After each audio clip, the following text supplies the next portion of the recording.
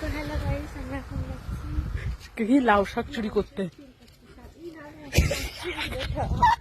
এখনো দাঁড়িয়ে আছে।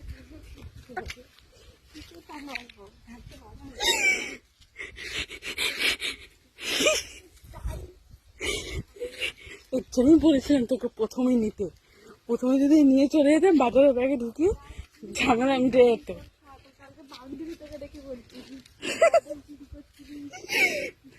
ওনারা তরমুজ নেওয়া হচ্ছে না, চিন্তা কর কি দরকার এত তরমুজ খাবে, শরীর গরম হয়ে যাবে তো ওনার। চুরি করেছি। তাড়াতাড়ি কর, তাড়াতাড়ি কর।